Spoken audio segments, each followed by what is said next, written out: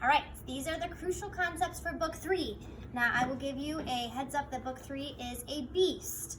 3.1 specifically, it's the first time that you expose kids to the concept of multisyllabic words.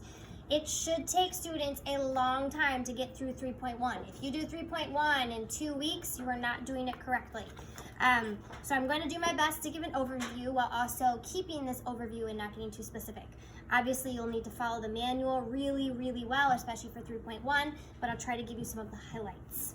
So in 3.1, you introduce the concept of multisyllabic words. You are still just working with closed syllables, but for the first time, you start working with more than one syllable at a time. And you start with the easiest type of multisyllabic word, which is a compound word. We call these sunfish words in Wilson. Sun, whenever I introduce a compound word, I say, compound words are where each syllable is a word by itself. You put it together, it makes a new word. Sun, fish, whole word, sunfish. Notice I have scooped this whole word sunfish between the two words. Sun is a word, so I scoop that.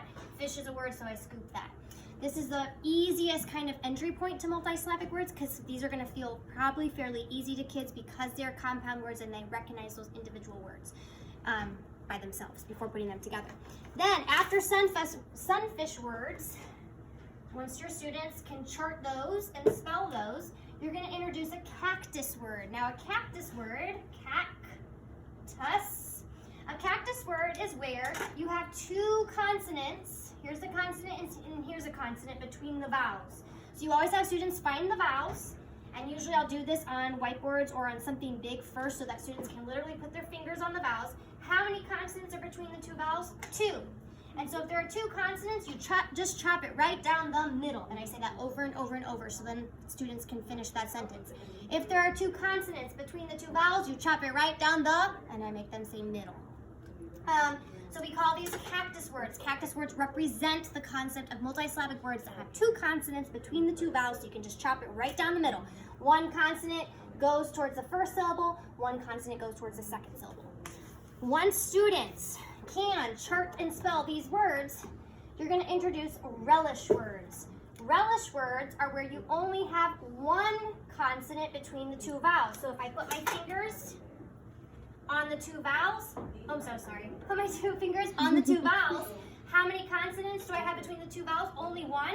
And if I have 1 for now in this level of the program, it's going to go with that first syllable because we're only dealing with closed syllables. And so he has to act as a bodyguard for this VIP vowel, that very important person vowel, to make him feel safe so that he smiles.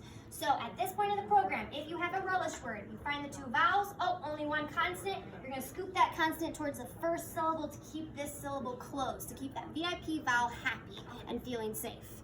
This is called a relish word.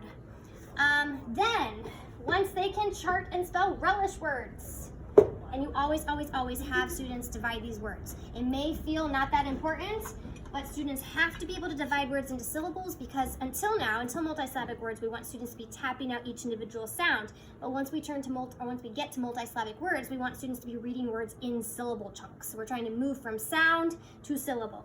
So you want their brain to recognize every multisyllabic word as by syllables.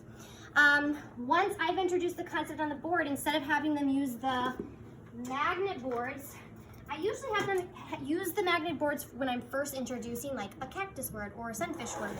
But then, this board is not complete. But then we move to titles. And so I'm going to show you how I would dictate a word. If we're working in part 7 of the lesson, I would say, okay, the word is cobweb. Everybody say cobweb. They all say cobweb. I say, let's bang that out. Cobweb. Let's look at the first syllable. How do we spell cob? C-O-B. How do we spell web? W-E-B. Let's flip it over. Point to the first syllable. What's the first syllable? Cob. How do we spell cob? C-O-B. Point to web. How do we spell web? W-E-B. That's the process for kind of moving from the tile work to the syllable. I don't know what these are called. We just took a huge whiteboard to Home Depot and had them cut it into this size pieces, so that it was way cheaper than buying like little individual boards for every student. Okay, once you have done sunfish words, cactus words, relish words. Then you introduce Evil Mr. Schwa. Now I try to build a lot of anticipation around Evil Mr. Schwa by talking about him in books 1 and 2, like, oh my gosh, you guys are so lucky you're not in book 3, because once we get to book 3, we have to learn about Evil Mr. Schwa. So that by the time you get to Schwa, students are very excited. Because Schwa is evil, he's very, very hard. Most groups of kiddos, I just introduced the concept of schwa. I am not looking for mastery. For really advanced kiddos, maybe kiddos who are working through the Wilson Reading Program primarily for a spelling emphasis, we might dig deeper into the schwa rules. But in general, I tell them, Evil Mr. Schwa only happens in the second syllable of a word. And the key word for schwa is wagon. So wag, w-a-g, that's a normal closed syllable. And then O-N, which we know it's O-N because we've memorized it, but it doesn't sound like on. We don't say wag-on, we say wagon.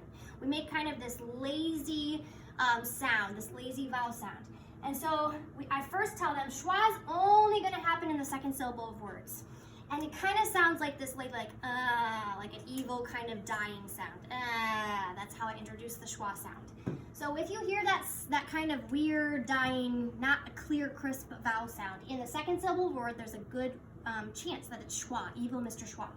And we label Evil Mr. Schwa with an upside down E. That's really hard for kids, so I usually just tell them it's a 2 without the tail, because they're like, I can't draw an upside down E. Or they try to flip the board around and draw an E, and it gets very messy.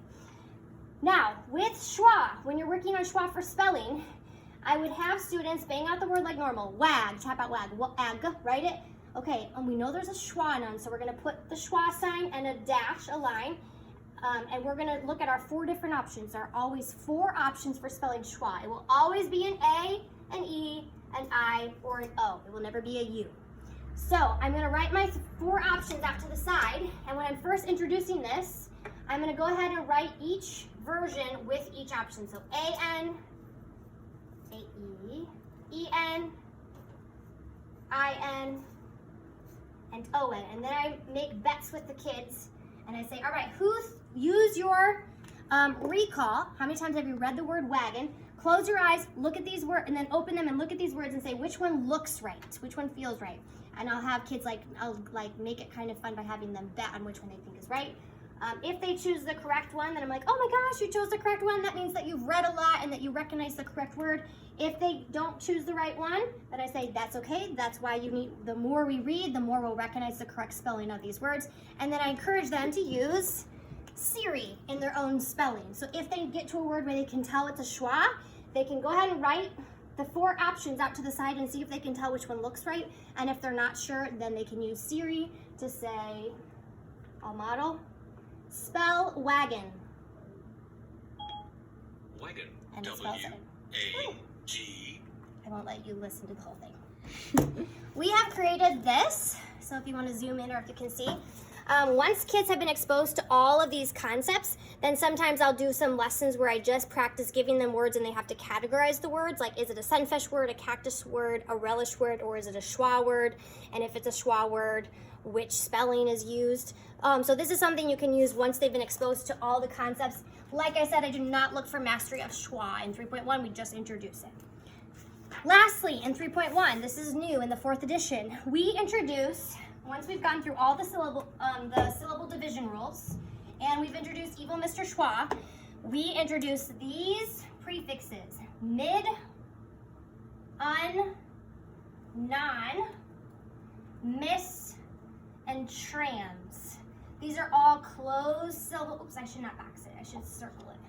These are all closed syllable prefixes, so they follow the pattern of what we're working on in 3.1. You can see they are here on our prefix wall. We always circle prefixes and suffixes, affixes, we circle them to make sure kids are identifying the base word and then recognizing that these are prefixes and suffixes that they're working with.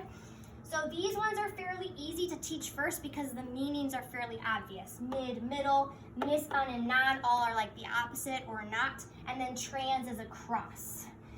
So we introduce these 5 closed syllable prefixes and have kids put them in front of other Latin bases to make multisyllabic words that follow the 3.1 pattern. Because 3.1 is such a beast, we're gonna just do 3.1 as its own video, and then I'm gonna do the rest of book 3 next.